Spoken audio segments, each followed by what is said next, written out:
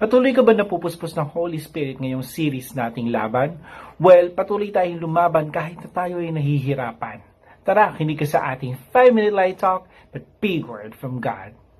Natunghayan natin ang mga kauna-unahang pagkakataon sa buhay ng mga disciples sa series na ito mula sa kauna-unahang kapuspusan ng banal na espiritu, kauna-unahang malawakang pagpipreach o pag-harvest na nakapagpatanggap ng 3,000 katao, and last Sunday, natunghayan natin ang kauna-unahang persecution ng Christians as a whole na tunay na naging remarkable.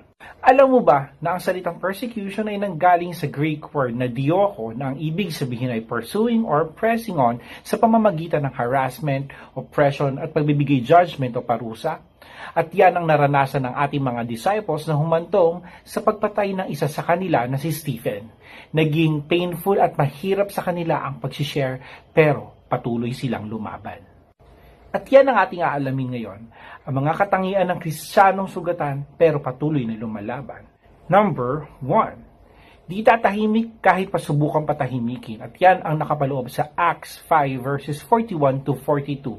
Ang persecution na naranasan nila ay hindi lang basta sinabihan silang tumigil na mag-share ng word, kundi may physical na pananakit at paghagupit sa kanila dahilan para sila rin ay mabalatan. Ito ay parang magsilbing lesson sa kanila at sa iba na itigil na ang pag-share ng word of God.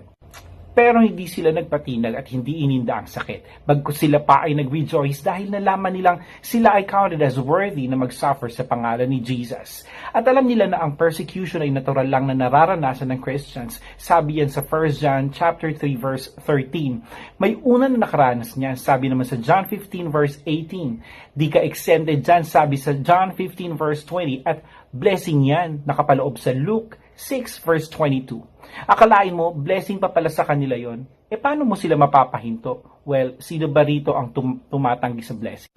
Kaya huwag ka magpapadala sa intimidation at pananakot ng ibang tao. Kahit anong position niya, authority niya, kakayahan o pagbabanta niya. Well, hindi ka pababayaan ni Lord at the end of the day. Just always remember that. Well, huwag ka rin maging pain-driven. Instead, maging purpose-driven ka. Hindi naman ibig sabihin nito na maging manhid ka na lang. Oo, masakit ang ma-persecute, pero mas masakit ang mag-disobey sa command ni Lord. Ano ba mas masakit sa'yo? Yung iniinda mo? O yung makita mong biyahe impyerno ang tao? Alalahanin mo lagi ang purpose mo, ang Great Commission, which is to win souls and make disciples. Number 2. Hindi titigil kahit pasubukang pigilan.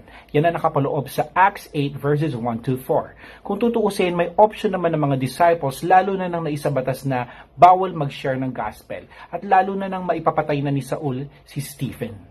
Pero iba ang naging epekto nito sa mga disciples. Sila ay nag-scatter hindi para mawala at tumakas, kundi para magtanim ng word of God sa iba. Tayo kaya, anong gagawin natin pag tayo ang na-persecute?